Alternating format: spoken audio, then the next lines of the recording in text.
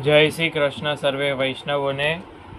તો આજે આપણે આ દ્વારકાધીશજીની પ્રણાલિકા મુજબ એક વૈષ્ણવે આખા સંપૂર્ણ વર્ષના શિંગાર અને વસ્ત્ર સ્વરૂપ પોસ્ટકાર્ડ સાઇઝ ચિત્રજી માટે ઓર્ડર આવ્યો હતો, તો એ સિદ્ધ કરાવડાયા છે। તો આપણે જોઈશું, આમાં આપણે જોઈશું કે શિંગાર કેવી રીતે ગોઠવવા, શું કરવું। બે પ્રકારની રીતોથી શિંગાર ગોઠવી શકાય છે, રાખી શકાય છે, તમને જે રૂચતી હોય ઘરની અંદર એ પ્રમાણે।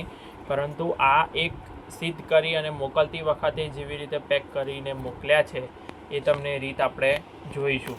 અને એક સુંદર વાત એ છે કે આની માટે એમણે શિંગાર કે વસ્ત્ર સાહિત્ય માટે બીજી કશી જ વસ્તુ, કોઈ પણ વિડીયો, અન્ય કોઈ પણ માર્ગદર્શન કે એના કરતાં પ્રણાલિકાની પાછળ જ એકદમ આખું આ જે સુંદર સાહિત્ય આપેલું છે એની ઉપરથી જ આખું સુંદર પ્રભુલાયક એકદમ ઉત્તમ એમણે સાહિત્યનો કોન્સેપ્ટ આખો એક તૈયાર કર્યો અને આખું તૈયાર કરાવડાવ્યું છે। જેટલા અમને હાથ પવિત્ર કરવાનો મોકો મળ્યો એ બદલ આપણે બધા જ એ વૈષ્ણવના ખૂબ ખૂબ આભારી છીએ કે તમને પણ આ એક સાથે જોવાનું। દરેક પાસે આ વસ્તુ છે જ, ઘણાને ખબર નથી, ઘણા જોઈને પણ આપણને એનું નામ ખબર નથી, શું કરવું, ક્યાં ધરવું એ ખબર નથી।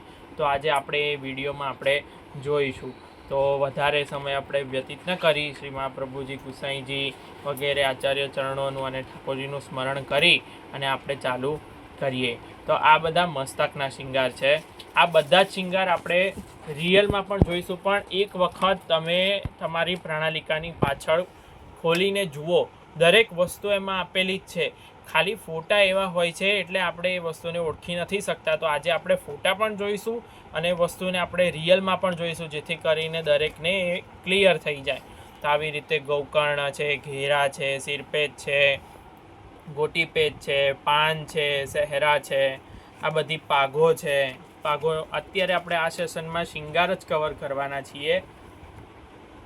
વસ્ત્ર અને એ જો સમયની અનુકૂળતા રહી તો આપણે એ પણ કવર કરીશું। આ સહેરા, દુમાલા સહેરા, વિવિધ બધા કતરાઓ છે, ટીપારાઓ છે, કલગીઓ છે, આ બધી વિવિધ ચંદ્રિકાઓ છે।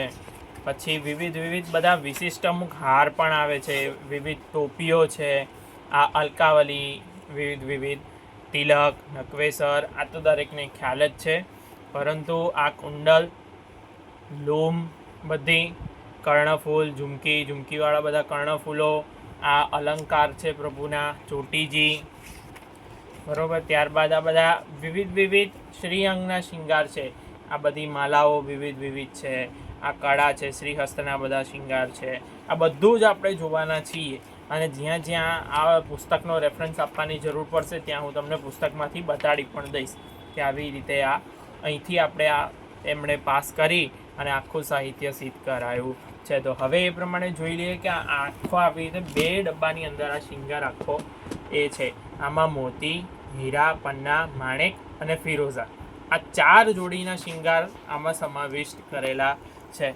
તો હવે આપણે જોઈ લઈએ। તો અહીંથી તમે જોશો તો અહીંયા જુઓ, અહીંયા લખેલું પણ આવશે આવી રીતે કે આ અલકાવલી। પછી આપણે ફટાફટ એક વખત આ જોઈ લઈએ, પછી આમાંથી દરેક એક શિંગાર સજાઈને આપણે હીરાની જોડી એવી ને એવી આખી અલકાવાલી બધી હીરાની જોઈશું, પન્નાની જોઈશું, માણેકની જોઈશું, ફિરોઝાની જોઈશું। ત્યારબાદ જુઓ આ કંઠસરી, પછી છે આ ગોપમાલા, અહીંયા સ્ટીકર પણ મારી દીધા છે જેથી કરીને એ વૈષ્ણવ કોઈ બી હોય તમે પણ આવું કરી શકો છો। જો યાદ ન રહેતું હોય ત્યાં સુધી તો આપણે પણ આવી રીતે સ્ટીકર લગાડી શકીએ છીએ। યાદ રહી જાય પછી વાંધો નહીં, પરંતુ ગોતવું પણ ના પડે તો કયા ખાનામાં શું સાહિત્ય પ્રભુનું બિરાજે છે ફટાફટ મળી જાય એ માટે તમે કરી શકો છો।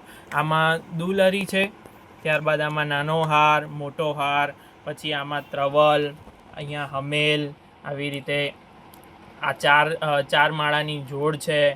આ ઉત્સવનું કંઠાભરણ છે। આમાં બાજુ પહોંચી અને કડા, અહીંયા તમે જોશો તો આ બાજુ પહોંચી અને કડા, આ નુપુર, પછી આ લૂમ, અહીંયા બધી, અહીંયા ઘડી આ દુગદુગી, અહીંયા મોટી ત્રવલ, નાની ત્રવલ, આ ત્રિલરી માળા, પચલરી માળા, આ ચોકીના પદકવાળી કંઠી, ચોટીજી, શીસફૂલ, પાટિયાના સિરપેચ, આ જે હું બોલું છું એની અંદર હીરા, પન્ના, માણેક ને ફિરોઝા દરેકની આ વસ્તુ તમારે સમજી લેવાની.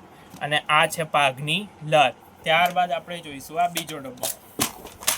તો આની અંદર આપણે નજર કરીએ તો આ છે કુલ્હે, બરાબર, બધી જડાવની કુલ્હે. પછી આમાં તમે જોશો તો ચંદ્રિકાઓ, આમાં બધી ચંદ્રિકાઓ, આમાં છે બધા સિરપેચ,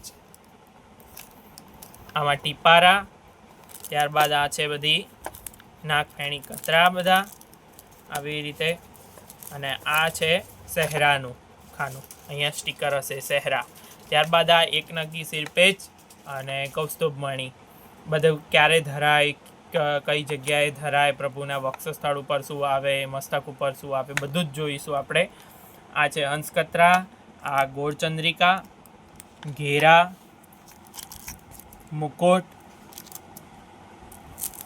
હાસ, આ ટીપારાના સાજ, મીનાના મુકોટ, કલગી, આ કુંડલનું ખાનું અને આ કર્ણફૂલનું,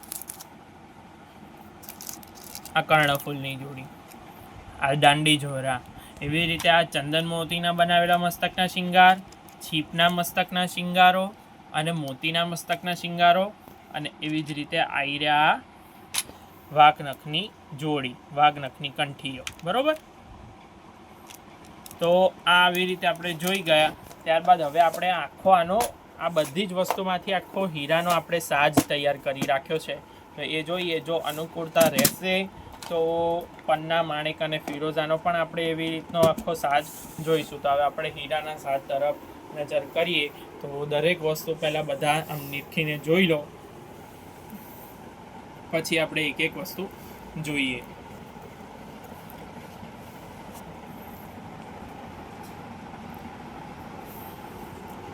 બધાનો રેફરન્સ ક્યાંથી લીધો છે, કેવી રીતે. અમુક કોમન શિંગાર છે એનું તો દરેકને ખબર જ છે, ખ્યાલ જ છે, એનો કોઈ વાંધો નથી. ત્યારબાદ આપણે જોઈએ તો સૌથી પ્રથમ અહીંયાથી જ આપણે શરૂઆત કરીએ. તો આ છે અલકાવલી.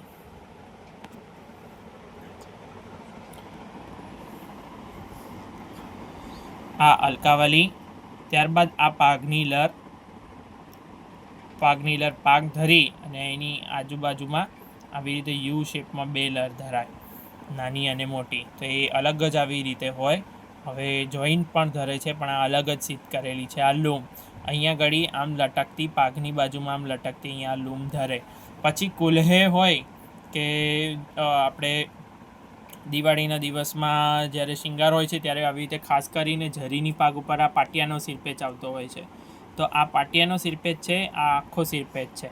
આવા તમે જોઈ શકો છો. કુલેની ઉપર મોટે ભાગે દર વખતે કુલે ઉપર આવી રીતે પાટિયાનો સિરપેચ ધરાય. તો આ પાટિયાના સિરપેચનું સ્વરૂપ છે, બરાબર. અને આ રેગ્યુલર પાઘની ઉપર ધરાતો સિરપેચ છે એ આ સિરપેચ છે. આ સિસફૂલ, આ હીરાના ચોટીજી. પ્રણાલિકામાં લખેલું આવશે કે આ હીરાના ચોટીજી ધરે, પન્નાના, માણેકના, એવી રીતે. તો ચોટીજી પણ એક એક આવી રીતે અલગ સીધ કરવા. આ સિસફૂલ, આ પાઘની બાજુમાં અહીંયા આવી રીતે સિસફૂલ ધરે ઠાકોરજી. તો હવે શિવકર્ણના શિંગાર જોઈએ. તો કર્ણની અંદર આવી રીતે મસ્તકના શિંગારને આધારે 3 પ્રકારના કુંડલ હોય છે. મકરાકૃત કુંડલ, આ જુઓ મગર આકારના કુંડલ છે અને મકરાકૃત કહેવાય. માછલી આકારના કુંડલ છે એ મત્સ્યાકૃત કુંડલ, અને મોર આકારના કુંડલ છે એને મયુરાકૃત કુંડલ. હવે આપણે આ જોઈએ તો આ છે કર્ણફૂલ. કર્ણફૂલની 2 જોડ એટલે લીધી છે કે આ શ્રી કર્ણની અંદર ધરવા માટે અને આ હસ્તફૂલ તરીકે ધરવા માટે પણ. અને જો ક્યારેક 4 કર્ણફૂલનો શિંગાર હોય તો આ 2 આપણે ધરી શકીએ. એટલે દરેક વસ્તુનું કારણ પણ હું તમને આમાં જણાવું છું. બની શકે જેટલું યાદ આવે છે, જેટલું પ્રભુ પ્રેરણા કરે એટલું આપણે બધું જ જોઈએ છીએ. આ કલગી છે. જો તમે એકદમ સાદો સિરપેચ એટલે કે આ પાટિયાનો સિરપેચ ધરી અને પાછળ મોરચંદ્રિકાનો શિંગાર, તેરસ કે રૂપચૌદસ બહુ ખ્યાલ નથી અત્યારે પણ આવે, તો આ પાટિયાનો સિરપેચ ધરી મોરચંદ્રિકાની સાથે પાછળ પાઘમાં આવી રીતે આ કલગી ધરે. એટલે દરેકમાં આવી રીતે કલગી હોવી આવશ્યક છે. ત્યારબાદ આપણે આ હાંસ છે. હાંસ પછી આ નાની ત્રવલ અને આ મોટી ત્રવલ છે. 2 ત્રવલ જો તમે એક પણ રાખી શકો છો, અનુકૂળતા ના હોય તો. પણ એનું કારણ શું કે જ્યારે હાંસ નહીં ધરે ને નિત્ય ત્રવલ તો પ્રભુ ધરશે જ. તો હાંસ નહીં ધરે ત્યારે નાની ત્રવલ, અને જ્યારે હાંસ ધરે ઉત્સવ હોય ત્યારે હાંસ ધરે તો મોટી ત્રવલ આપણે જોઈએ ધરવા માટે. ત્યારે નાની ત્રવલ તો ઉપર મસ્તકના શિંગારમાં કુલેની ઉપર આ નાની ત્રવલ જતી રહેશે. એટલે હાંસ ધરે ત્યારે મોટી ત્રવલ કંઠમાં ધરશે અને આ નાની ત્રવલ આપણે કુલે ઉપર ધરી દઈશું. તો કુલે માટે આપણે કોઈ અલગથી ત્રવલ સિદ્ધ કરવાની રહેશે નહીં. અને નિત્યમાં જ્યારે હાંસ નહીં હોય ત્યારે આપણે ગોપમાળાની કે કંઠેસરીની નીચે આ નાની ત્રવલ સીધી ધરી દઈશું. હવે આ છે ટોડર. તો વિશિષ્ટ ઉત્સવોની અંદર આવી રીતે લખેલું હશે કે આ ઠાકોરજી હાંસ ત્રવલ નહીં ધરે, વાકે બદલે ટોડર ધરે. ટોડર, હવે ટોડર અને ત્રવલ વચ્ચેનો ભેદ તમને અહીંયા સમજાઈ જશે કે ટોડરમાં આવી રીતે પદકો ધાગાની અંદર જ, એટલે કે આ દોરાની અંદર જ આવી રીતે ગાંઠ લઈને બાંધેલા હોય. દિવાળીની અંદર લખેલું આવે છે કે 3 ટોડર ધરે. તો આ જુઓ અહીંયા મોતી પરોવેલા છે અને અહીંયા આવી રીતે આ ગાંઠોથી લીધેલા છે.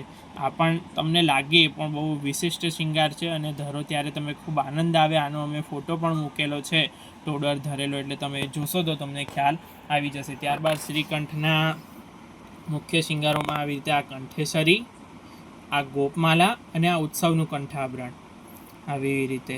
અને આ માલાઓ ધરતી વખતે જ્યાં વચ્ચે ખાંચ પડે એ ખાંચને ભરવા માટે દુગદુગી. તો દુગદુગીની ઘણી ઇન્ક્વાયરીઓ આવતી હોય છે કે દુગદુગી શું હોય, કેવી હોય. બેઝિકલી દુગદુગી એટલે આ પદકની જગ્યાએ કોઈ પણ પદક હોય, અહીંયા કોઈ પણ પ્રકારનું પદક, અને આવી રીતે એને દોરામાં પરોવીને આવી રીતે 1 કે 2 મોતી અહીંયા કરી દો તમે, એટલે એને દુગદુગી કહેવાય. તો આ આવી રીતે અહીંયા બાજુબંધ, બાજુ, પહોંચી, કડા અને નુપુર આવી જ રીતે તમારી પ્રણાલિકામાં પણ લખેલું આવશે.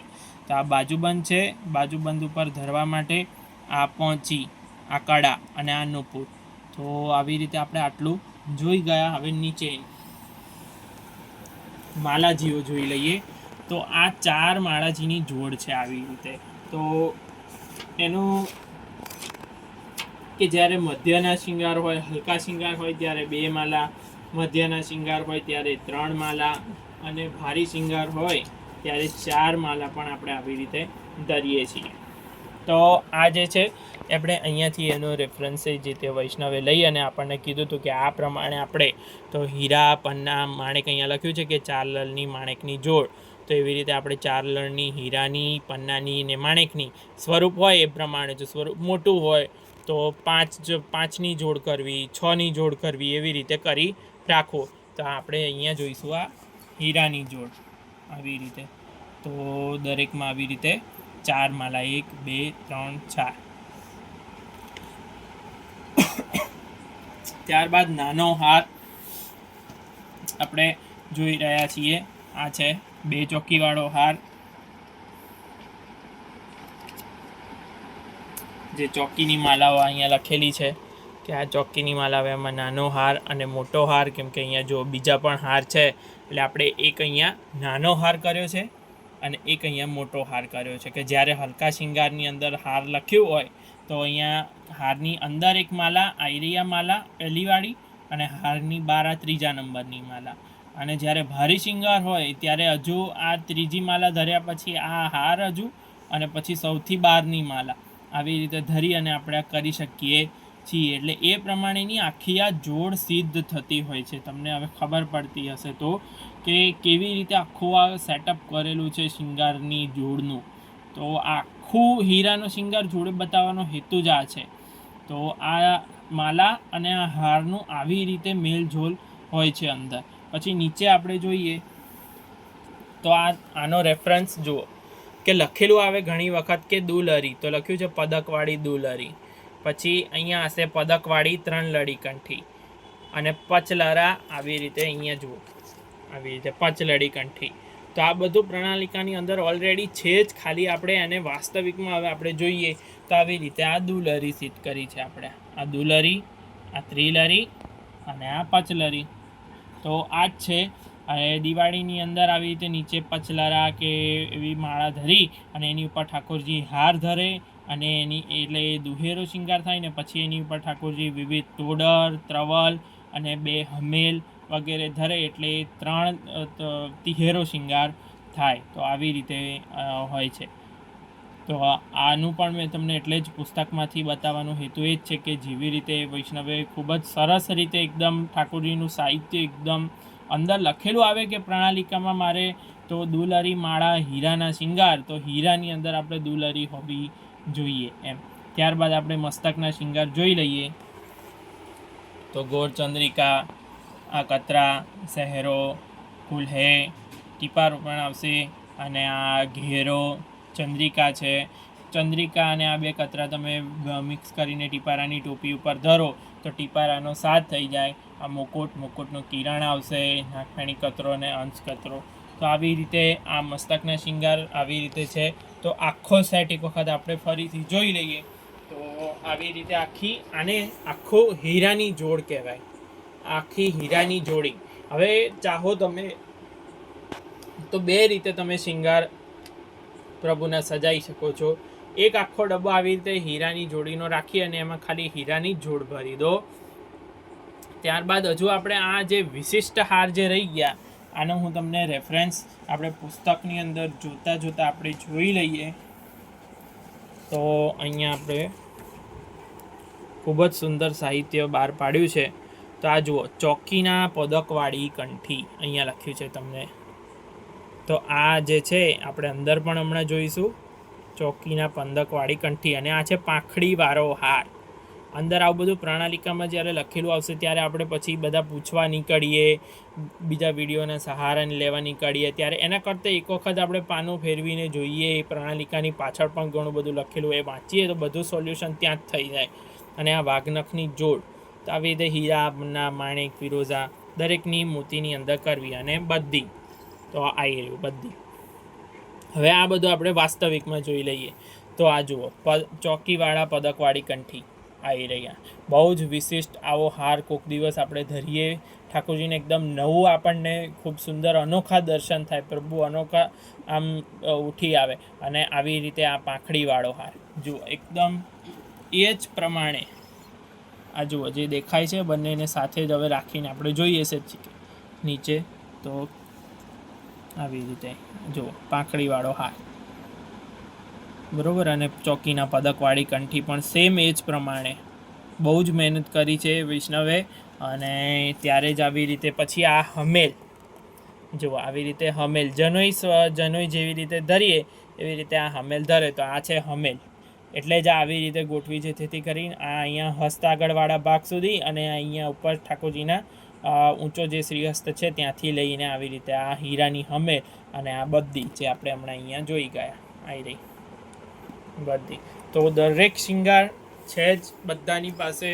એક થોડુંક રિફર કરવાની જરૂર હતી તો એ આપણે કરીએ છીએ.